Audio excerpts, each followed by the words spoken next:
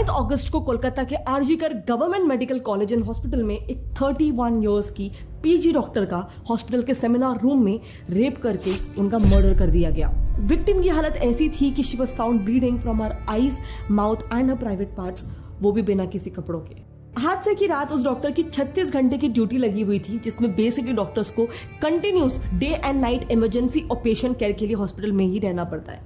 Yes, 36 hours तक completely hospital में ही रहना पड़ता है। वहाँ पे खाना पीना, नहाना, फ्रेश होना, सब कुछ उन्हें हॉस्पिटल में ही करना होता है। उस रात भी 24 घंटे काम करने के बाद विक्टिम और उनकी 4 कलीग्स खाना खाने के लिए सेमिनार हॉल में आए थे, जहाँ वो लोग नीरज चोपड़ा की मैच देख रहे थे। रात के 3 बज चुके थे और उन सबका डिनर होने के बाद चारों कलीग्स अपनी ड्यूटी पे वापस चले गए। लेकिन विक्टिम डॉक्टर हेक्टिक ड्यूटी के बाद थोड़ा सा आराम करना चाहती थी, इसीलिए वो वहीं पे सेमिनार हॉल में थोड़ी देर के लिए सो गई। इसके बाद रिपोर्ट्स के हिसाब से करीब सुबह के कुछ 4 बजे अक्यूज्ड यानी कि संजय रॉय ने रूम में एंट्री लिया, जिसने उस डॉक्टर का रेप किया, उन्हें फिजिकली असॉल्ट किया और इसी दौरान यानी कि रात 3 से 5 बजे के बीच उनकी डेथ भी हो गई। फिर कुछ 7:30 बजे विक्टिम की बॉडी को डिस्कवर किया गया, बट बॉडी को सबसे पहले किसने देखा इसके बारे में अब तक कोई भी न्यूज बाहर नहीं आई है। अब विक्टिम की बॉडी 7:30 बजे सेमिनार हॉल में मिली, लेकिन उनके पेरेंट्स को कब इन्फॉर्म किया गया?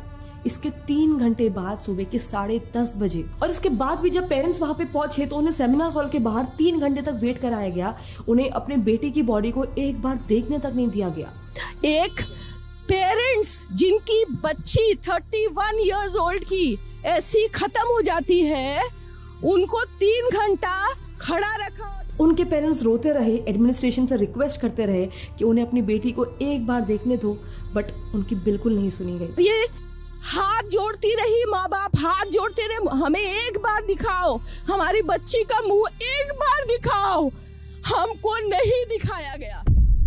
3 घंटे बाद जब फाइनली पेरेंट्स अंदर गए तो उनकी बेटी की ऐसी हालत थी जिस हालत में कोई भी पेरेंट अपने बच्चे को नहीं देख सकता है। उनके शरीर पर कपड़े नहीं थे, चश्मा पूरी तरह से टूटा हुआ था, पूरी बॉडी पर इंजरी मार्क्स थे। She was bleeding from her eyes, mouth and her private parts. Dead body of the girl जिसके मुंह में खून था, बच्ची का शरीर में कोई कपड़ा नहीं था, पैर दोनों राइट एंगल में मिला गया।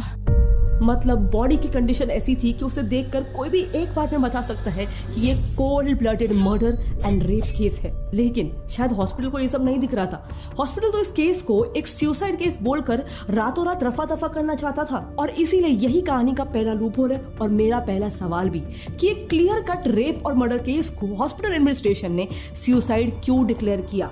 दूसरी बात, आखिर क्यों उनके पेरेंट्स को 3 घंटों तक वेट कराया गया, बॉडी तक नहीं दिखाई गई? क्या हॉस्पिटल एडमिनिस्ट्रेशन किसी को बचा रही थी या फिर अंदर एविडेंस की टैंपरिंग हो रही थी? तीसरी और इस सबसे भी ज्यादा शर्मनाक बात, उस कॉलेज के प्रिंसिपल ने बिना कोई ऑटोप्सी किए, बिना कोई प्रिलिमिनरी इन्वेस्टिगेशन किए डायरेक्टली जजमेंट पास कर दिया कि उस डॉक्टर को साइकोसिस नाम की एक मेंटल इलनेस थी और इसीलिए उन्होंने सुसाइड किया। आखिर ऐसे क्यों? प्रिंसिपल को इतने जल्दी एक वर्डिक्ट देने की जरूरत क्या पड़ी? क्या इसमें हॉस्पिटल के और भी लोग इन्वॉल्व थे जिससे वो बचाने की कोशिश कर रहे थे? वेल, एटलीस्ट ये एलिगेशंस विक्टिम के पेरेंट्स हॉस्पिटल पे लगा रहे हैं, क्योंकि इतना सब कुछ होने के बाद भी हॉस्पिटल ने पूरी कोशिश की कि इस केस को कैसे ना कैसे करके खामोश कर दिया जाए, उसे दबा दिया जाए। लेकिन जब ये बात उसी हॉस्पिटल के बाकी डॉक्टर्स तक, बाकी स्टाफ तक पहुंची तो वो इसके खिलाफ तुरंत प्रोटेस्ट पर उतर आ गए। ये प्रोटेस्ट फिर धीरे धीरे करके ऑल ओवर इंडिया फैल गया और सोशल मीडिया पे भी ये मुद्दा एकदम से वायरल हो गया। इसके बाद तो पोस्टमार्टम होना ही था और जब उसकी रिपोर्ट आई उसके बाद तो ये केस और ज्यादा कॉम्प्लिकेट हो गया।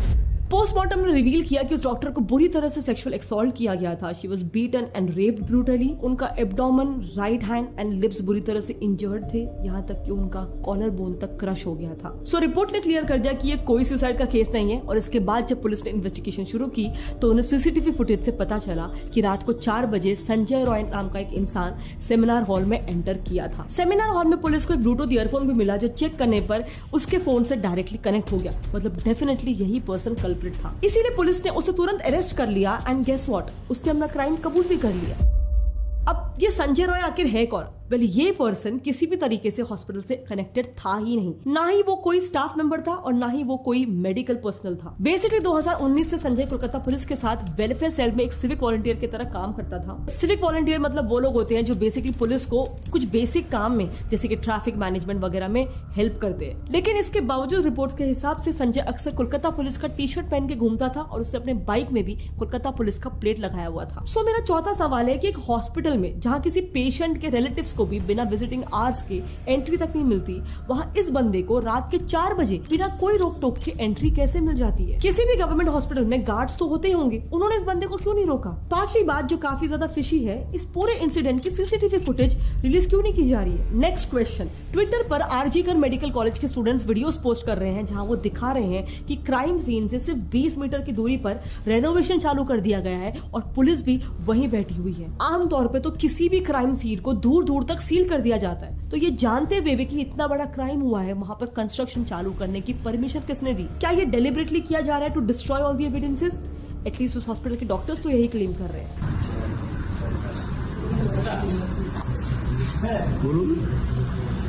बोलून सुनছি। एक और बात, संजय रॉय का ये कोई पहला क्राइम नहीं है। इस इंसिडेंट के कुछ हफ्तों पहले ही ऑलरेडी उसके अगेंस्ट एक फीमेल डॉक्टर के साथ मिसबिहेव करने की कंप्लेंट रजिस्टर हो चुकी है, लेकिन इस पर पुलिस ने क्या किया? No action at all. और इस केस के भी उसके पहले एक औरत ने लाल बाजार पुलिस स्टेशन में ये कह के रिपोर्ट दर्ज की थी कि रॉय पिछले 3 महीने से उसे फोन करके उसे परेशान कर रहा है, उसे हरास कर रहा है। उस लेडी के एलिगेशन है कि रॉय ने पहली बार उसे मेडिसिन खरीदने के बहाने आरजीकर मेडिकल हॉस्पिटल में से ही उस लेडी से कांटेक्ट किया था और फिर प्रेस्क्रिप्शन से उसने उसका नंबर चुरा लिया, जिसके बाद लगातार रॉय उस पर प्रेशर डाल रहा था और धमकी दे रहा था कि वो लेडी उससे मिलने आए। अगेन इस पर वहां की पुलिस ने क्या एक्शन लिया? अरेस्ट के बाद संजय रॉय के फोन से पोर्नोग्राफिक कंटेंट भी मिला था एंड जब उसके नेबर्स से पूछताछ की गई तब उन्होंने बताया कि संजय की 4 बार शादी हो चुकी है और उसकी 3 वाइफ्स उसे छोड़कर चली गई थी उसके अब्यूजिव बिहेवियर के वजह से, एंड 4th वाइफ की डेथ हो गई थी कैंसर की वजह से। क्या ये चीज शॉकिंग नहीं है? जब वही सेम आदमी सेम हॉस्पिटल के डॉक्टर के साथ पहले भी बदतमीजी कर चुका है, उसके ऊपर से उसका हिस्ट्री भी कुछ खास नहीं है, डोमेस्टिक वायलेंस के उसके ऊपर कितने सारे एलिगेशंस लग चुके हैं, फिर भी उस पर कोई एक्शन क्यों नहीं लिया गया? क्या पुलिस एक बड़ा क्राइम होने का इंतजार कर रही थी? बस यही मेरा 7वां और आखिरी सवाल है। जब इस बंदे की पास्ट हिस्ट्री क्लियरली शो करती है कि वो एक सीरियल ऑफेंडर है, फिर भी वो कैसे एक सिविक वॉलंटियर बन जाता है? ऐसे गवर्नमेंट लेवल पोस्ट के लिए कोई बैकग्राउंड चेक्स नहीं होते हैं क्या? इस पूरी कहानी में मुझे तो ये 7 तार दिख रहे हैं जो बिल्कुल नहीं जुड़ रहे और इसीलिए आज पूरा देश देखना चाहता है कि अब इस केस में किसे बचाने की कोशिश की जा रही है। क्या इसके पीछे कोई स्ट्रॉन्ग पॉलिटिकल या ब्यूरोक्रेटिक बैकिंग है? क्या संजय को एक स्केपगोट बना के, बलि का बकरा बना के पुलिस के हवाले करके बाकी रेपिस्ट को बचाया जा रहा है? आफ्टर ऑल अभी रीसेंट रिपोर्ट्स पर सामने आ रहा है कि जिस ब्रूटैलिटी से उस डॉक्टर को मारा गया, ये क्राइम कोई एक जन की बात नहीं है, this is a case of gang rape. तो फिर मेरा सवाल है कि बाकी रेपिस्ट कहाँ हैं? क्या वो आज भी खुले घूम रहे हैं? एंड आखिर में जब भी ऐसा कोई भी क्राइम होता है तो हमारी सोसाइटी के कुछ लोग अनफॉर्चुनेटली विक्टिम को ही शेम करने लग जाते हैं, उन्हें गलत ठहराने लग जाते हैं। कितनी शर्मिंदगी की बात है कि निर्भया केस में मैक्सिमम लोगों का पहला रिस्पॉन्स था कि वो लड़की आखिर देर रात तक बाहर थी ही क्यों, लड़की ने कैसे कपड़े पहने थे, लड़की कैसे बात कर रही थी, ये सब बोलना बहुत आसान है। लेकिन अब उन लोगों से मेरा सवाल है कि इस केस का क्या? इसमें तो वो लड़की अपने हॉस्पिटल में सिर्फ अपना काम कर रही थी।